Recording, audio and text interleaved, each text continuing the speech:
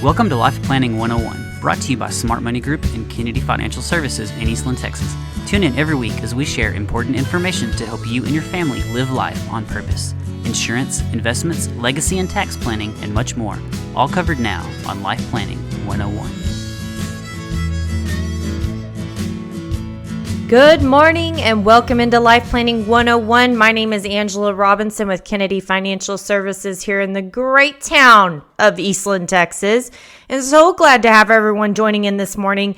You know, our goal every week is just to really bring things that everybody needs to be talking about. And I say everybody needs to be talking about, successful families definitely need to be talking about. And today is no exception because we're going to be talking about estate planning, kind of.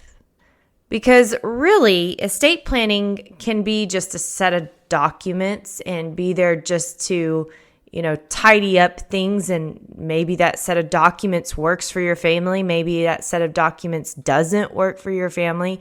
Estate planning is also associated with how do I pass money on to my heirs, and how do I not pay taxes? And really, we're not going to be talking about any of that. We're going to be talking about what I believe estate planning should be known as. And that is family disaster planning.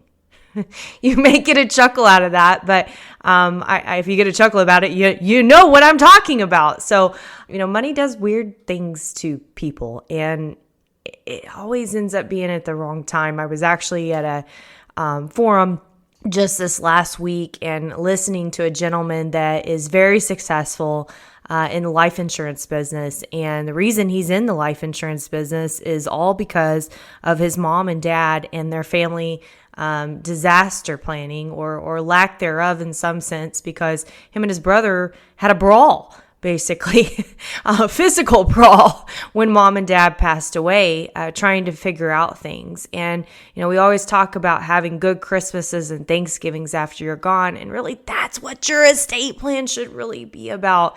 Yes, the money, the hard-earned, every dollar, blood, sweat, and tears that you put into those dollars and passing those on are important.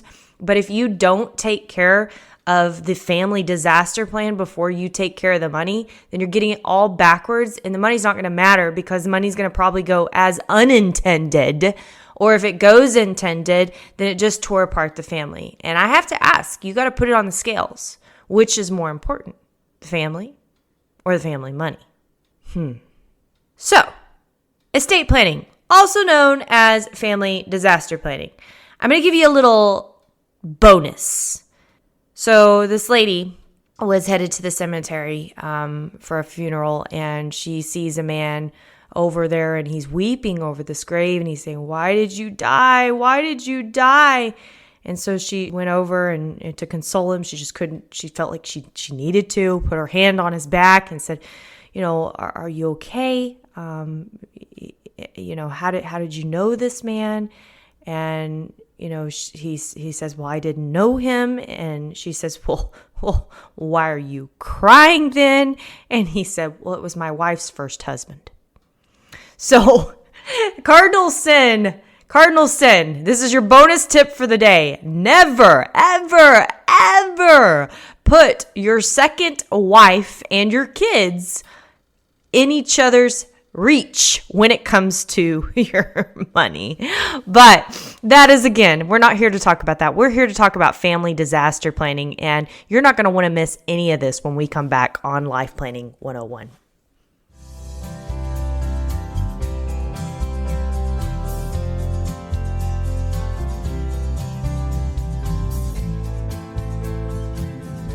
So, families, mom, dad, matriarch, patriarch, I got something for you. Did you know that you have great power over the destiny of your family? Truth be told, you have an opportunity to save your family or destroy it. Boom! Yeah, I'm aware. That hit you right between the eyes. In fact, I really was hoping it would. I was hoping it would because maybe I could get your attention on how important this is. The reality is most of us, when it comes to our estate planning, we make so many excuses, all the excuses in the world on why not to do our estate plan right now. We procrastinate the tar out of it, or maybe we don't. Maybe we just throw darts at attorney and say, "Oh, I got my documents. I don't need anything else.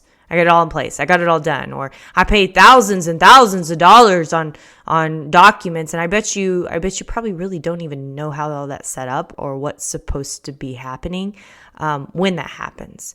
But neither of those situations, not doing it or just doing the docs, is a family disaster plan. We know that almost all families have an elephant that lives with them. This elephant is in every room in which there's a family gathering. And elephants live a long time. I actually learned that this last weekend. They live as long as humans do. So they can outlive you. They often outlive you. And so if you're just waiting until you die to have peace, maybe that's not the best legacy you want to leave, is to leave the elephant behind. Take the elephant to heaven with you, right? So even if you think you control that elephant now, and I think a lot of people do, I think a lot of mothers and fathers are being moms and dads, they're being mothers and fathers, and they think they can just control the elephant. They think they can keep it under wraps. But I got a question. What happens when you're dead? What happens to that elephant? I'll never forget sitting by my brother. We were at the back of a room. Dad used to do all these seminars through the colleges, and he'd go in. It was like a 4-night deal on how to retire successfully and stay retired successfully. And we were sitting at the back of the room in one of them, and both of us. And he stated, and he always states this, but he stated all of us have dysfunctional children. And of course, he paused. He gets a kick out of himself, right? Knowing we're in the back of the room. And you can imagine the entire room turns its gaze and looks at the two of us, right? So, but then he continues. He says, all of us have dysfunctional children. It's just a matter of how dysfunctional and in what ways each one is. In fact, we all have dysfunctions. And yes, we can laugh at that story, but these sentences are very powerful because if you really stop to think about it, it kind of gives us permission, doesn't it? It gives us permission to say, oh, I am normal. Our family is normal. I think they make signs about this, but it is truth. There is always dysfunctions in a family, and it's just a matter in what way and how. I was visiting with a couple just this week. Both of their kids are financially savvy, not worried about them and inheriting anything, but one of their children, their spouse is not well and could probably end up needing some type of long-term health care. And if so, they don't have any kind of insurances or backup plan to pay for that. So had this child just inherited that wealth right out, guess what happens is that's all subject to spin down before they could get any kind of government benefits. And so, we look at that and we say, oh, never thought of things in that light. And that's the things that we need to bring to light.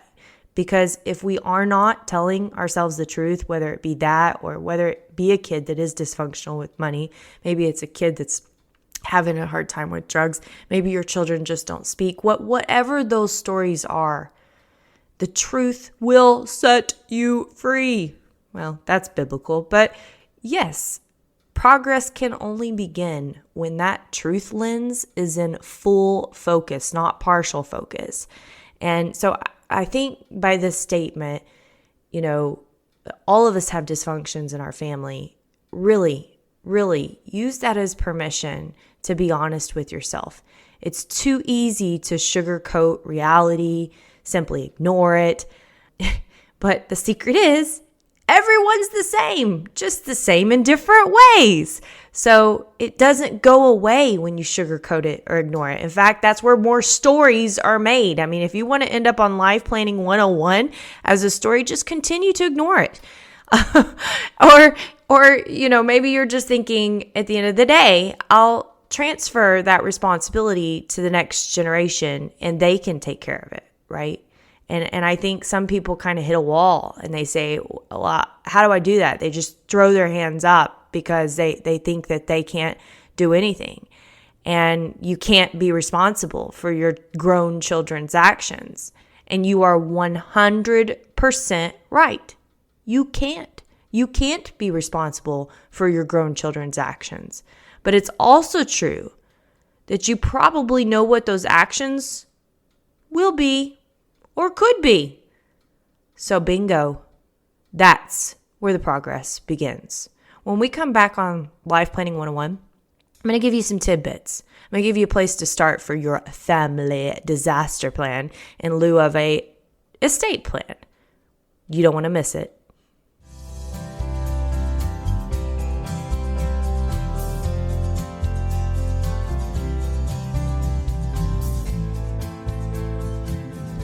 Welcome back to Life Planning 101. My name is Angela Kennedy Robinson, and if you're not signed up for our newsletters, I highly recommend you do it. We actually coined those newsletters ourselves.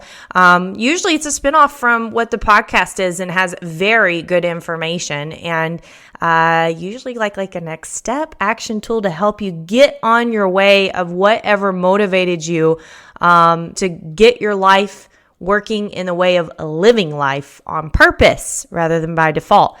You can find all of that at www.kennedy-financial.com. Again, www.kennedy-financial.com. Sign up for that newsletter. Join our podcast full-time. Go to our learning center. Thousands and thousands of good pieces of information, articles, tools, calculators. It's just amazing. So you don't want to miss that. But we are not talking about Life Planning 101 today. We are talking about you. We are talking about your family's success after you're gone. The question is, do you want to have good Christmases and Thanksgivings after you leave this earth? And it reminds me of old Joe. He told his spouse that was from a second marriage and his kids that here's what I want done. I'm going to give $1 million to each of you, and then I want you to put $2 million in my grave. And if you don't put the $2 million in my grave, none of you are going to get your $1 million. So here's the day, the funeral, and the wife at the end of it, she bends down and she puts a nice little box in the grave per what was the wishes of the will. And after the service was over, a good friend of hers came up to her. She's like, I cannot believe you did that. I cannot believe that you actually put that money in that grave. And she goes, well, it's whether or not he actually cashes the check. Right? But don't we all wish we could have just a good time when it comes to estate planning? It's not the reality, because sometimes we got to go through those elephants in the room and we got to get them out on the table and we got to look at them with a clear lens to start with the progress that needs to be made. And, I think when we ignore things like that, ignoring those elephants in the room, ignoring those dysfunctions that are in the family, it's kind of like ignoring weeds in your garden. It's going to eventually get out of control. And yeah, you can't control your children. We talked about that in the last segment. You shouldn't control your children. However, if you do it right, your estate plan can be your garden keeper. It can actually aid and embed what you really want to transfer. I don't know, many moons ago, we actually had a gentleman by the name of Frank Mullins on the show, and he gave us this little pie chart of the things that he calls it the capital that we get to transfer. And it was things like your intellectual capital, your wisdom, your faith, your family stories, the values that you have, and of course, your money. And if you were to, the question is if you were to have to not transfer any one of those things, which one would it be? And I'm going to bet that it's the money. In fact, I haven't seen anybody that it's not the money. Because where I think we get estate planning so wrong is that we focus on the money. We focus on who gets what, how, and when, and where, right? And we don't focus on the transfer of those family stories. In fact, this is a proven effect that I wish I should have pulled this up. But you actually have your family's generational wealth will continue on better if they know the family story. This is true. There's 3 components to it. That was one. I think the other was like financial literacy is another one. And this is it. And to have a family vision. Wow. How much time do we spend on that? Your stories, values, wisdom, intellectual capital, and not least of all, your faith. Newsflash. Money won't save your family. It won't. Seen it time and time again. Wealth transferred from one generation to the next. No family disaster planning in place. And guess what? Family doesn't talk. Money won't save your family. Now, it can help. Don't get me wrong. One brother's in the business, the other brother's not in the business. How do you make things fair, but doesn't mean always equal? Equal doesn't always mean fair. How do you do all that, right? So money can certainly help in those situations, but not without everything else. If you remember, I shared a story not long ago about a lady that her father had passed. And it was her and her brother. And she was a very successful, she'd been on Wall Street for many, many years, had done very, very well. Her brother basically never got out of the basement, if you know what I mean.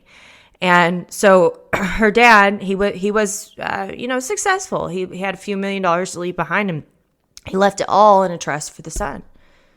No letter, no conversation, no nothing to the daughter. He loved his daughter very, very, very much. He was very proud of his daughter. He knew she would never need a dime. But what did that tell her when he did that? What did that action actually do? Money won't save your family. Love will. Now, it may end up being hard love. In fact, I think we need to write a book on how to say no. That's hard to do, but it's love nonetheless, right? Love doesn't always have to be hard love. Love can be built around something else. And this question is simple. Do you want your family to carry on with the good Thanksgivings that you have? Maybe it's the good Christmases, whatever it is, that family togetherness. Do you want it to be better when you leave this place? Or do you want to make it worse? Because I'll again go back to that punchline I gave you as we started out today. You have the opportunity to save your family or destroy it. Now, a lot of people say to me, well, they can just handle it. They pass it on to the next generation. I want to ask you something. Did you get a letter from your child saying, I want to be born? You probably didn't. I'm going to bet you didn't. But we think that, it's their responsibility when in reality our wealth, our legacy is our responsibility. It's not theirs. It's not theirs at all. Now, if you know that there's dysfunctions and you know what those actions could be or would be, there's ways to deal with that. But you got to get them out on the table and you got to start with that. So if you want success, I'm going to give you some advice. Here's where we're going to start. We're going to start with your heart. I want you to start with what they call an ethical will. You could actually Google it. What's most important to you in life? Write it out. And then what's most important about that? If it doesn't get deep enough, keep asking yourself, what's most important about that? What's most important about that? And don't stop until it really represents who you are. What are those momentous moments in your life that made you who you are? Write about them. You might not be a writer, but journaling is a good thing. This journaling is your journey. And yeah, it can end up being your ethical will. It could end up being something you pass on, but it might not be. It might not be anything you ever share. And that's okay too. The reality is that you know what you want. And then last question is, what do you really want to pass on as your legacy? Your legacy, not your money, your legacy. What do you really want to pass to the next generation? So once we have some clarity around those things, then we can create a plan to determine how to do it. And then, and only then, do we begin the implementation. Everything falls in place when you start with the family disaster plan and you end with the estate plan. Don't forget it. My name is Angela Kennedy Robinson with Life Planning 101 in Kennedy Financial Services here in the great town of Eastland, Texas. Thank you for joining every single week. It's truly a blessing to be a blessing, and we hope this valuable content. We'd love to hear back from our listeners. Give us feedback. Give us topics you want us to talk about. You obviously go on our website, contact us, and let us know. www.kennedy-financial.com. God bless everyone. Have a great week, and don't miss next week on Life Planning 101.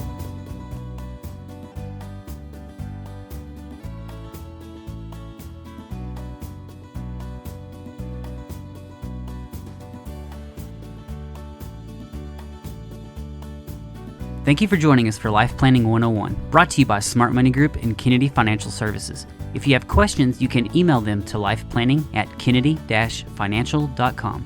Be sure to tune in next week for more Life Planning 101.